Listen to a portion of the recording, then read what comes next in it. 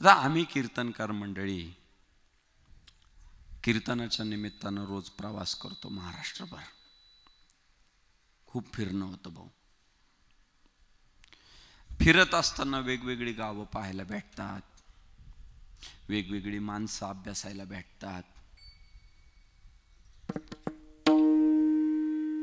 आता काल तुम्हाला सांगतो असलं उकडत होतं मंडपात आणि आज असं वाटतं स्वेटर घालावं का काय. काय योग. म्हणजे मागच्या पूर्ण आता पाडव्यापासून जेवढे कीर्तन केले आम्ही मंडपात एकच अडचण आहे, गरमतय. पण आज अशी हवा खेळतीये की कुणी म्हणल कार्यक्रम रानमाळ्यातच आहे. म्हणून तर आपला रानमाळा आहे. म्हणजे रानमाळा नाव सार्थक आहे. फक्त ट्रॅक्टर साठी भुयारी मार्ग काढावा लागेल. रोज वेगळा माहोल, रोज वेगळं वातावरण, रोज वेगळी माणसं, रोज वेगळं जेवण.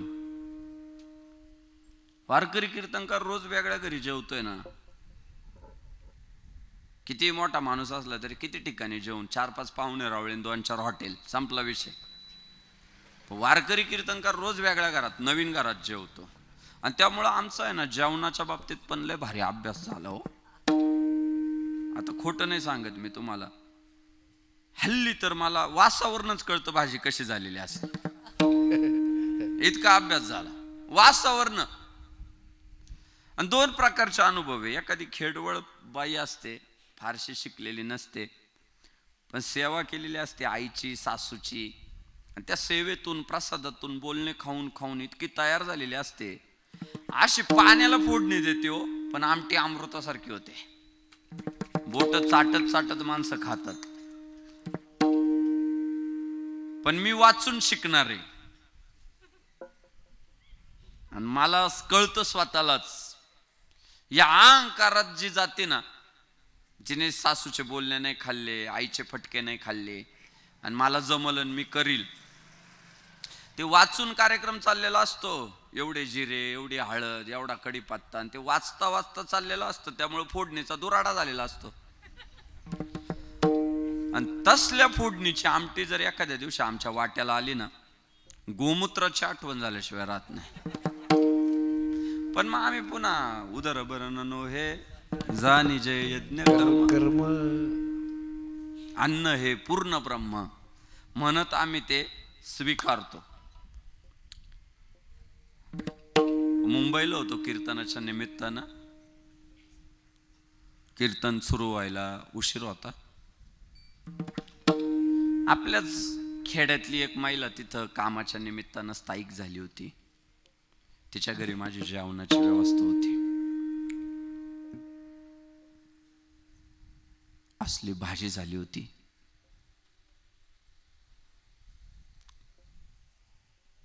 पूर्ण सोसायटीत त्या भाजीचा वास येत होता, सुगंध. पहिल्यांदा वाढली, अर्ध्या चपातीत तर वाटी संपवली. भाजीच लय टेस्टी हो. पुन्हा त्या माऊलीने दुसऱ्यांदा आणून वाढली. दुसरी वाटी संपवली. मी तिसऱ्यांदा मागून घेतली भाजी. म्हटलं भाजी द्यावा अजून थोडी. पुन्हा आल्या, त्यांनी वाढली. आता खोटं बोलू नये, तिसरी वाटी संपवली मी, आणि मला चौथ्यांदा मागायची होती, पण मी लाजलो. जेवणाऱ्या माणसाने लाजलं पण पाहिजे ना. अनेक महाभाग लाजतच नाही. येऊ द्याच. कधी कधी आतली माईला भांड वाजवती की अरे बाबा आता संपलंय, तरी हा म्हणतो येऊ द्या. ती पाणी कालवती, उकळती, ढोस. म्हटलं तसं काय आपल्या बाबतीत घडू नये म्हणून मी आपला हात उरकता घेतला. तुम्ही बघा, पाक कला आहे बर का, काम नाही येते, कला आहे ती. पाक कला, मृदंग कला, गायन कला, शेण उचलणं काम, कला नाही. बारे देणं काम, कला नाहीये, पण पाक कला आहे. आणि चहा नावाचा पदार्थ आहे, प्रत्येक बाईच्या चहाचा वेगळी चव आहे, तुम्ही बघा. प्रत्येक काय राहतो चहामध्ये, चहा पत्ती, साखर, पण टेस्ट लगेच बदलती, कला आहे ती सुद्धा. चपाती, अहो मी काय तुम्हाला सांगायची गरज आहे, ताट पुढं आलं का तुम्ही ओळखतात आईने केली का बायकोनी केली? का ग आज आईने केलं का ग चपात्या?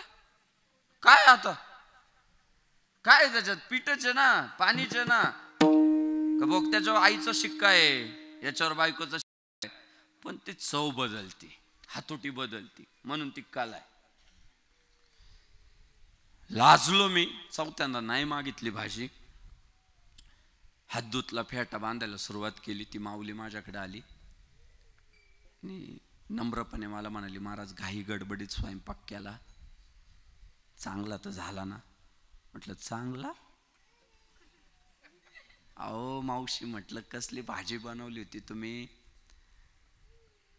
तुम्ही पहिल्यांदा वाढली, मी खाल्ली, दुसऱ्यांदा मागून घेतली, तिसऱ्यांदा मागून घेतली, पण खरं सांगतो मला चौथ्यांदा मागायची होती, पण मी लाजलो. ती बाई मला म्हटली, कशाला लाजला, तर अजून अर्धी कढई भाजी शिल्लक आहे, आणू का वाटी भरून प्यायला? म्हटलं नाही, आता पंचपदी सुरू झाली, पण उद्या काल्याचं कीर्तन माझं इथंच आहे, तर उद्याही मी तुमच्याकडेच येतो जेवायला. ती माऊली मला म्हणाली, या की उद्या माझा मुलगा पण येणार आहे हॉस्टेलवरनं घरी, उद्या तुम्हाला दोघांना पण चांगला स्वयंपाक करते, सांगा उद्या तुम्हाला काय बनवू. म्हटलं अहो तुमच्या हाताला एवढी चांगली चव आहे, तुम्ही काही पण बनवा. अहो सांगा म्हटली, मला पिठल्यापासून इडलीपर्यंत पाहिजे तो पदार्थ बनवते, तो तुम्ही फक्त नाव सांगा. म्हटलं नाही मावशी, तुमचा हातच इतका सुगरण आहे, तुम्हाला प्रसाद आहे भगवंताचा, काही पण बनवा, फक्त कारल्याची तेवढी भाजी बनवू नका. ती बाई हसायला लागली, मला म्हटली, महाराज का हो, कारल्याची भाजी आवडत नाही का? म्हटलं लहानपणी एकदाच खाल्ली, 15 दिवस वखत होतो, तेव्हापासून आमच्या घरात काही कारलं शिजवलं नाही. ती हसायला लागली, काय खरंच कारलं आवडत नाही? म्हटलं आता सारखं सारखं म्हणू नका, मला उलट्या होतील, नावाची सुद्धा ॲलर्जी आहे म्हटलं मला, कारलं या नावाची सुद्धा. बाई हसायला लागली, मला म्हणाली, महाराज पहिल्यांदा वाढली, खाल्ली, दुसऱ्यांदा मागून घेतली, तिसऱ्यांदा मागितली, आणि चौथ्यांदाची मागायची होती ना, ती भाजी कारल्याचीच तर होती ना. आज अर्धा फेटा बांधून झाला होता, दत्ता भाऊ उतरवून ठेवला, फोन करून सांगितलं अभंग वाढवा, आधी मला हे कीर्तन संपू द्या. म्हटलं काय हा प्रकार? अहो वाटेल ती पैंज लावतो, कोवळं आसेपासून तर लाल जरद पिकेपर्यंत जात्याच कडू असा कारल्याचा स्वभाव आहे, जात्याच कडू त्याचा स्वभाव आहे. तो कोवळा असू द्या, नाही लाल जरद झालं कोण म्हणू शकत नाही आता गोड झालंय केळीसारखं खाऊ, वकल. पण सांगू, त्या माता माऊलीने ना ते कडवट असणार कारलं बाजारात ना आणलं, ते चिरलं, ते उकडलं, त्याच्यात गूळ घातली, चिंच घातली, हळद घातले, जिरे घातले, आणि सांगू त्या कडवट कारल्यावर पाकशास्त्राचे, पाककलेचे यथोचित संस्कार केले, आणि त्या संस्कारांचा परिणाम असा झाला की कडवट कारलं इतकं रुचकर झालं, इतकं रुचकर झालं, इतकं रुचकर झालं की महाराजाला खाताना कळालं नाही आपण पनीर खातोय का कारलं खातोय. पनीर म्हणून आम्ही खाल्लं.